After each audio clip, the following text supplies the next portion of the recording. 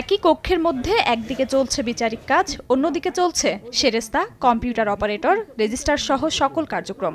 নথিপত্র রাখার আলমিরা দিয়ে দেয়াল তৈরি করে আলাদা করা হয়েছে বিচারের এজলাস। বিচারপ্রার্থী, আইনজীবী, অফিসের কর্মকর্তা কর্মচারীদের হট্টগোলের মধ্যেই চলে বিচারিক কাজ। 1994 সালে নির্মিত হয় শরীয়তপুর জেলা ও দায়রা জজ আদালতের 4তলা ভবন। আর এই ভবনটিতেই চলে জেলার বিচারিক কার্যক্রম। একটি ভবনে জায়গা না হওয়ার পাশাপাশি 3টি টিনশেড ভবন এবং ডিসি ভবনের একটি কক্ষ সহ আরও 5টি টিনশেড ঘরে চলে গুরুত্বপূর্ণ বিচারের কাজ। এজলাস সংকট আর নথি সংরক্ষণ জটিলতায় তৈরি হচ্ছে মামলার জট। বিচারক সাহেব বিচার করেন, কিন্তু ওই কথা তার কানে যায়, এই জন্য তার বিচার কার্যে বিঘ্ন সৃষ্টি হয়। ছোট রুমে আমাদের এই কাজকর্ম করতে অনেক অসুবিধা হয়। কেউ বাইরে যায় দাঁড়ায়, কেউ কাজ করে, আবার তার কাজ শেষ হলে বাইরে যায় দাঁড়াতে হয়।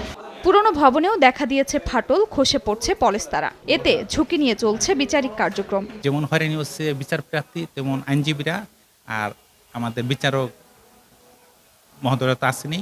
মানে এই বিভিন্ন সমস্যার মধ্যে আমরা দিনাবৃত্তি করছি এবং ইদানিং বিল্ডিংয়ে বিভিন্ন জায়গায় ফাটল দেখা দিচ্ছে, বিল্ডিংয়ের অবস্থাও ভালো না।